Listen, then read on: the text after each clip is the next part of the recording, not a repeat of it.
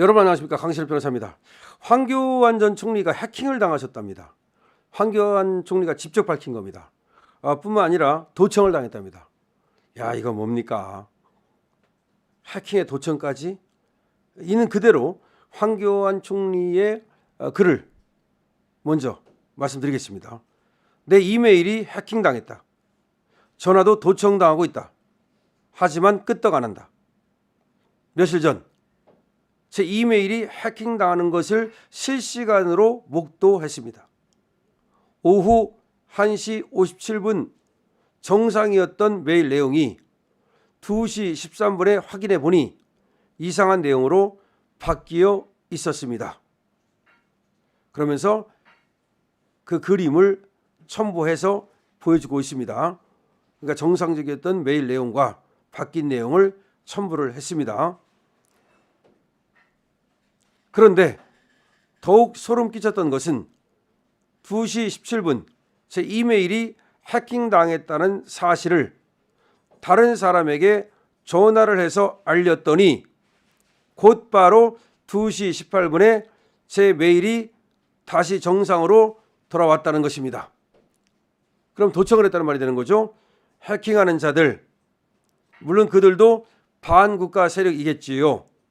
그들이 제 메일과 전화 통화를 실시간으로 감시하고 있다고 생각하니 정말 화가 납니다.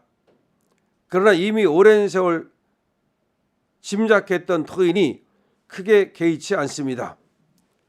저들이 부정선거 척결과 반국가 세력 척결을 외치는 저를 어떻게든 막고 싶겠지만 천만의 말씀, 저는 끝까지 버티며 싸울 것입니다. 그 누구도 막지 못할 것입니다. 정의를 위해서, 국민을 위해서, 자유 대한민국을 위해서 끝까지 싸워 이길 것입니다. 야, 정말 이거 어마어마한 얘기네요. 어마어마한 얘기입니다.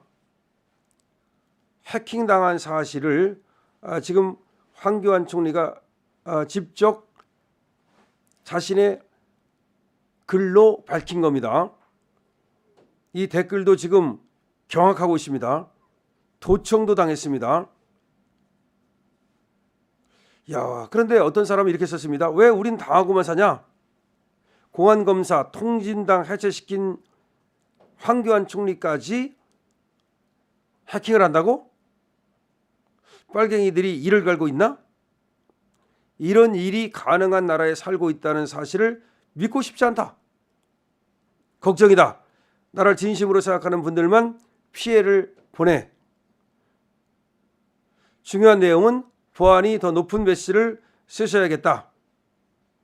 야, 지금 황교안 총리의 해킹, 도청,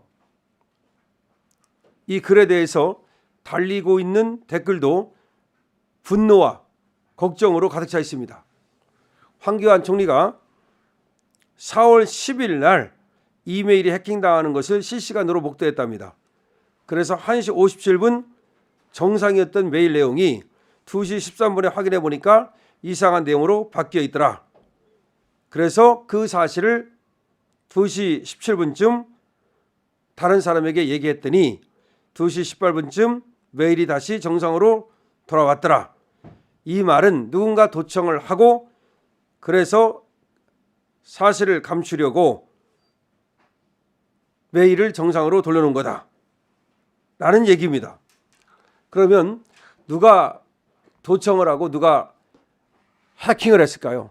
여기에 대해서 지금 황교안 총리는 부정선거와 싸우는 분이죠. 반국가 세력과 싸우는 분이죠. 윤석열 대통령을 강력히 지지하는 분이죠.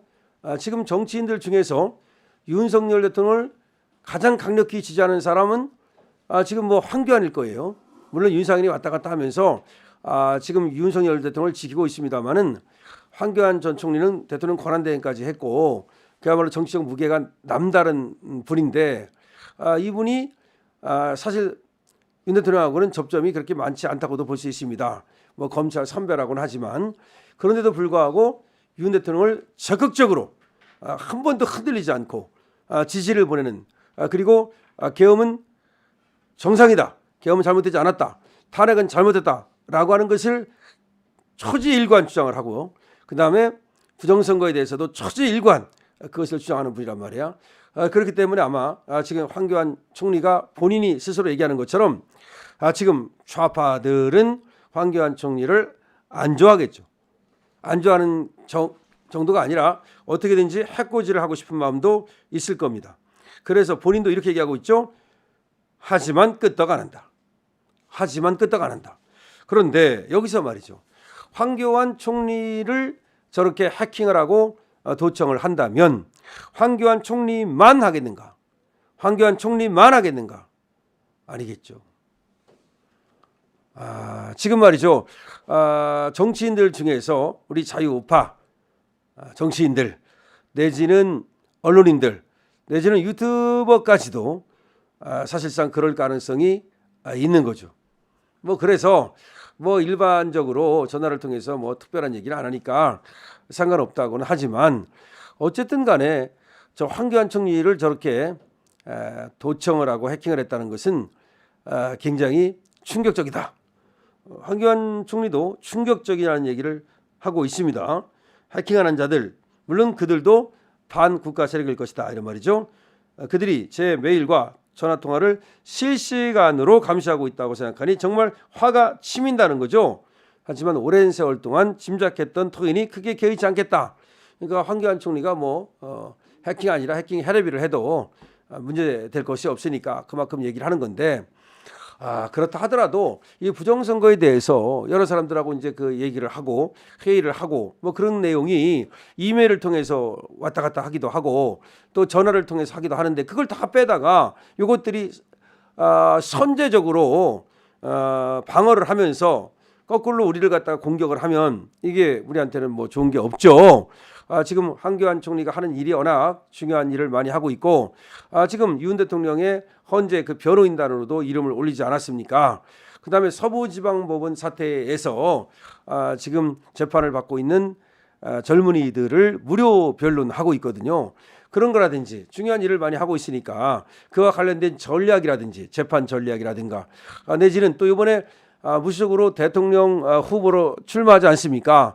그와 관련된 여러 가지 선거 전략이라든지 뭐 그게 아니라 하더라도 뭐 사생활이라든지 이런 것들이 그야말로 도청과 해킹을 통해서 빠져나간다면 이거를 어떻게 자유대한민국이라 말할 수 있느냐. 이거 도대체 누가 그러는 거냐. 누가 그러는 거냐.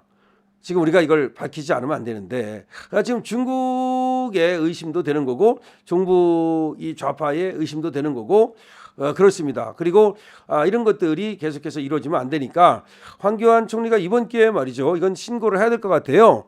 그리고 수사를 통해서 누가 그러는가를 밝혀내고 황교안 총리뿐만 아니라 피해를 당한 다른 사람들이 있을 테니까 그 부분에 대한 어떤 조처도 필요한 것 같습니다. 충격적입니다. 황교안 총리 해킹당하고 도청당했습니다. 강실업 TV입니다.